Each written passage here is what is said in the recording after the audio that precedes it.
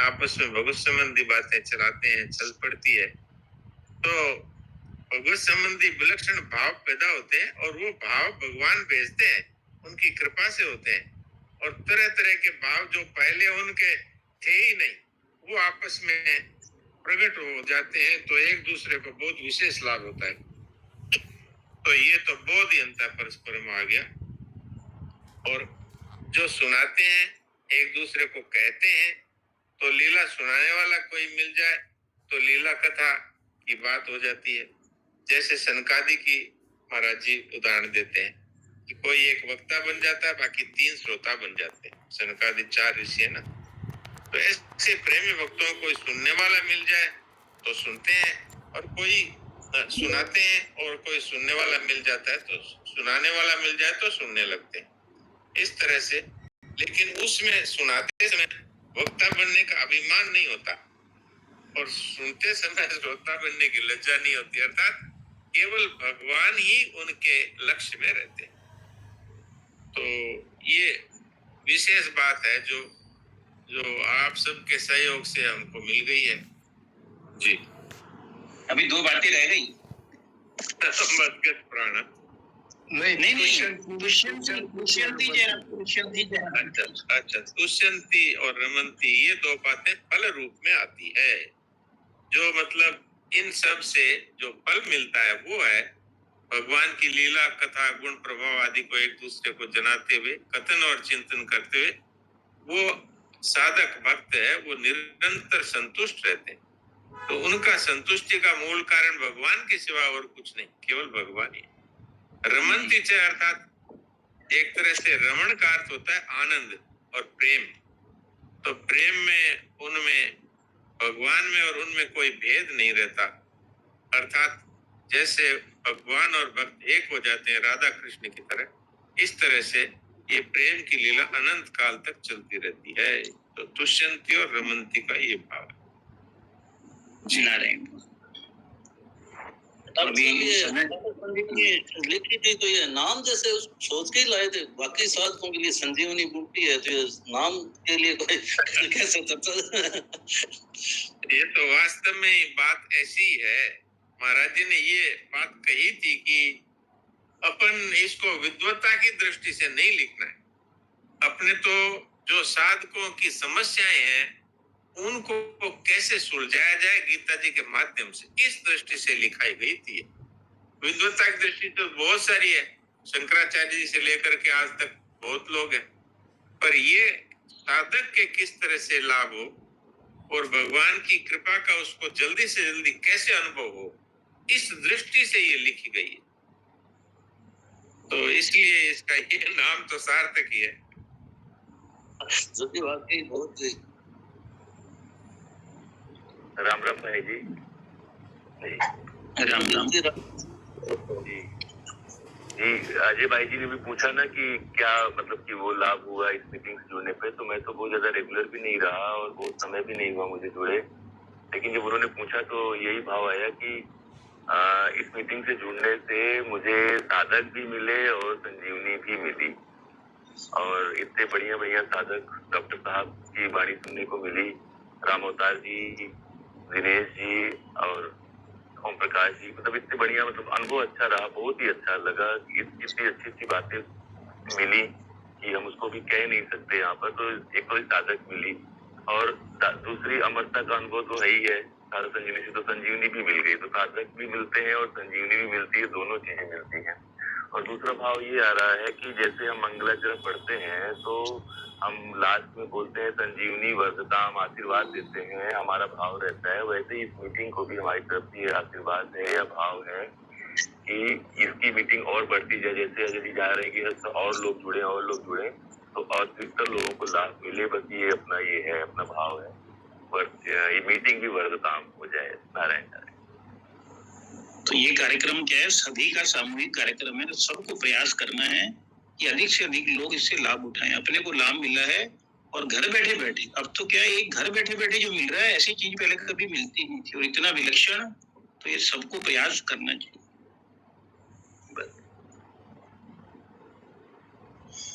महाराज जी ने श्लोक में ये बात कही है कि संजीवनी साधक जीवनीयम, ये संजीवनी है, ये साधकों के लिए ये एक जीवन है, संजीवनी बूटी की तरह है। प्राप्तिम हरेर वे सरलम ब्रवीति, ये सरलता से कैसे भगवान प्राप्त हो, ऐसी बातें ये बताती है।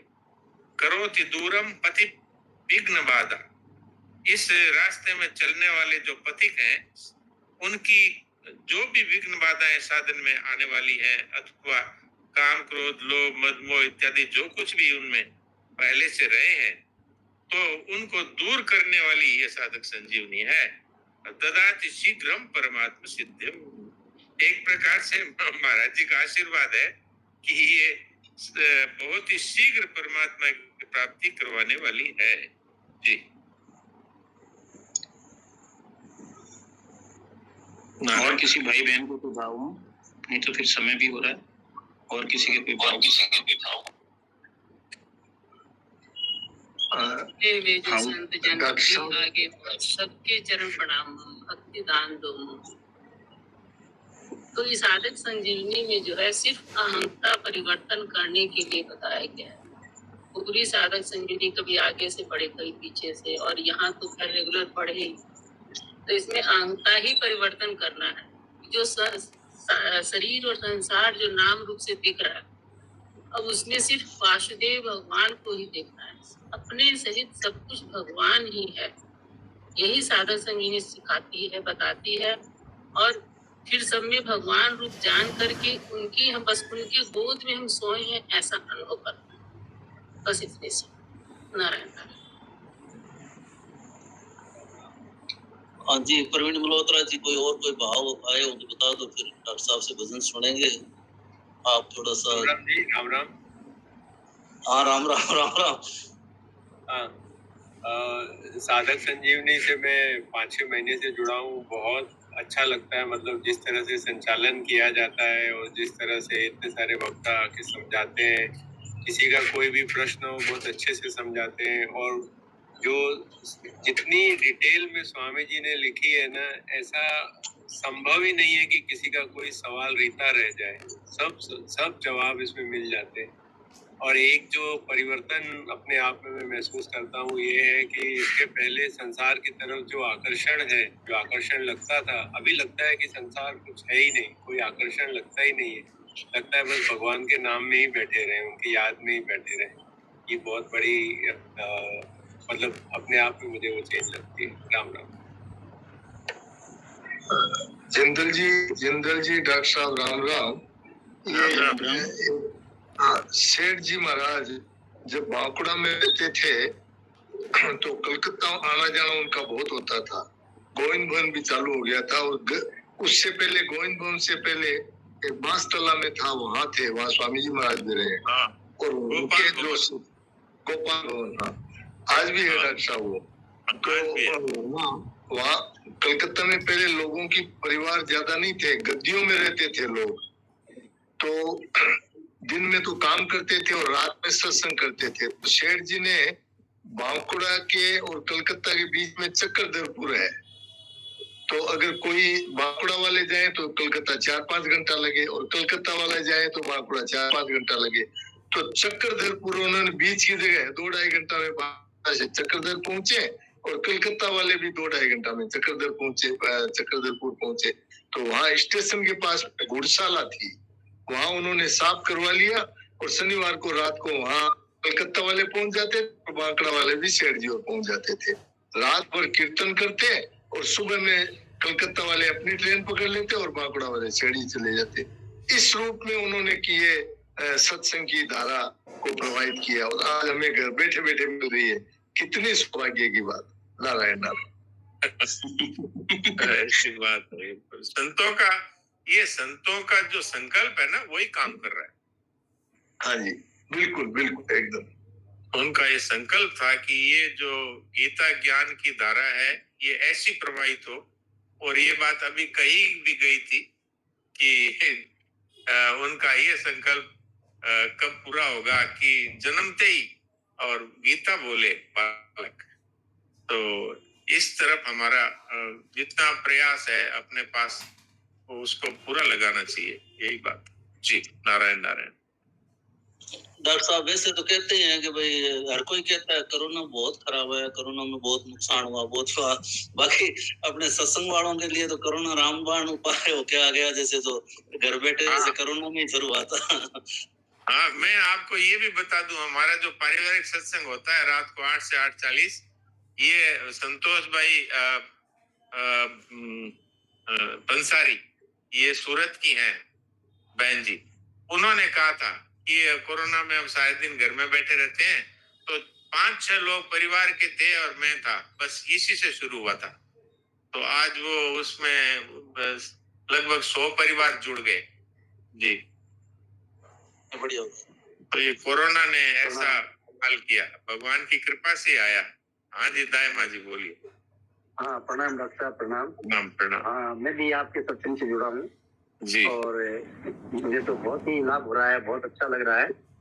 और वैसे कोरोना की जो आपने बात की, कोरोना में ही ये मैं गीता परिवार से पहले जुड़ा था, तो वहाँ में हमने क्या है, गीता परिवार में वो 4 पार्ट होते हैं, पार्ट 1, पार्ट 2, पार्ट 3, पार्ट 4, तो पूरे 18 अध्यायों के खाली वो श्लोकों के श्लोक सीखे, खाली उच्चारण सीखा, तो उच्चारण करना सीखा।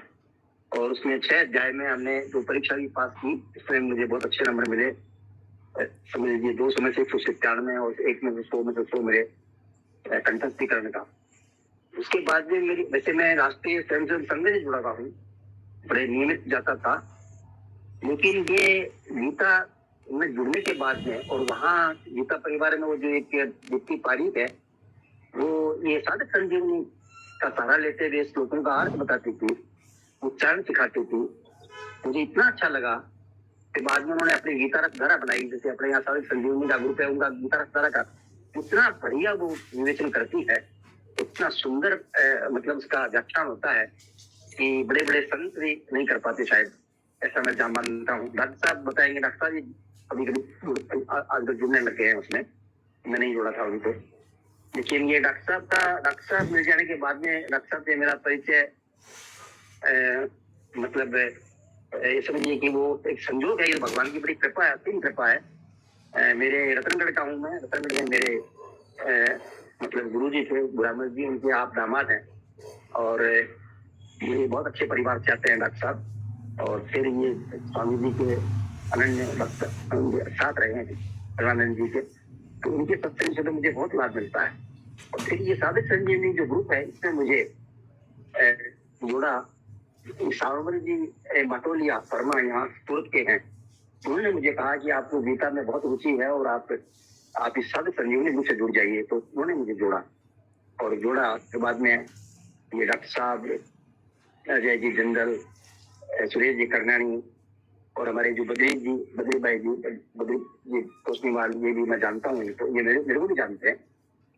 मेरे बड़े भाई जमीचंद जी सूरत में रहते थे, ये एक ही बिल्डिंग रहते थे पहले। कहने का अर्थ है कि साधक संजीवनी ने मेरे जीवन को बहुत प्रभावित किया है। मैं पहले मतलब शाखा में जाता था, शाखा जी मेरा क्या है, ये मेरे को ये 4:30 बजे उठता हूँ और सारे सब सुनता हूँ, बहुत अच्छा लगता है। जी जी, पुष्पा बलदेवा जी कुछ कहना चाहते हैं? कौन है पुष्पा जी? इस रात का जो सत्संग होता है, रात का जो सत्संग होता है, उसका लिंक कहीं मिल सकता है क्या? वहाँ पर ज्वाइन कर सकते हैं। आपने भी डाला था, वो डाल देंगे। मिल सकता है, डाल देंगे। आज डाल देना डॉक्टर साहब, वो डाल देना। धन्यवाद। डाल देंगे। और किसी ने कोई बात या भाव कोई हो तो बताना, नहीं तो फिर समय हो रहा है डॉक्टर साहब से भजन सुनने का। प्रवीण जी कुछ म्यूट खोला, तो प्रवीण जी आप बता रहे थे कुछ, प्रवीण मल्होत्रा जी। नेमराज जी भजन सुनते हैं, डॉक्टर साहब का भजन सुनेंगे जी। राम राम। तो भजन सुनना है, उससे पहले कुछ आपने बताना बिल्कुल, बहुत सुंदर जो है सबके सुंदर भाव अपने को। अरे इतने सुबह प्रवचन किया, एक आधी बात बता दो, इतना जैसे सुबह से लगे रहते और रात तक जैसे। राज्य नहीं है।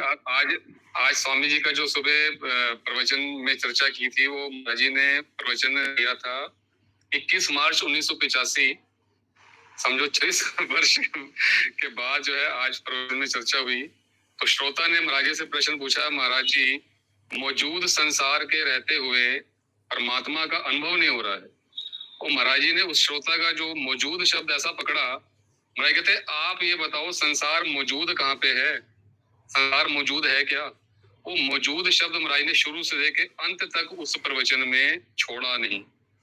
आपने मौजूद कैसे कह दिया? महाराज जी कहते आप अभाव बोल दो, आप परिवर्तनशील बोल दो, आप नाशवान बोल दो, कुछ भी बोल दो, पर मेरी आपसे प्रार्थना है कम से कम संसार को मौजूद तो मत बोल दो। ये प्रवचन बहुत जोरदार प्रवचन था 21 मार्च 1985 का सुबह का। ध्यान दो मेरी बात पर, निहाल कर देने वाली बात है, ये विषय था प्रवचन का। तो उसमें ये संसार की महाराज जी कहते भैया मौजूदगी जहां आपने बात स्वीकार की कि भगवान की मौजूदगी आपके सामने आ जाएगी, ये भगवान मौजूद होते हुए भी अपने को क्यों नहीं दिख रहे? क्योंकि आपने जो संसार मौजूद नहीं है उसको आपने सच्चा मान रखा है, उसको आपने अपना मान रखा है। बहुत ही सुंदर प्रवचन। मौजूद शब्द इतनी बार बोला महाराज जी ने कि ये जीवन में ये प्रवचन सुन लिया तो मौजूद शब्द कभी भूलेंगे नहीं, ऐसा प्रवचन है जी। राम राम जी, राम राम। बहुत बढ़िया। डॉक्टर साहब सुनाओ, भजन सुनाओ। हाँ, तो वो फिर अब संतों की महिमा का ये एक भजन है, उनकी कृपा से हमको ये सब मिल रहा है, तो वो ही भजन सुनिए।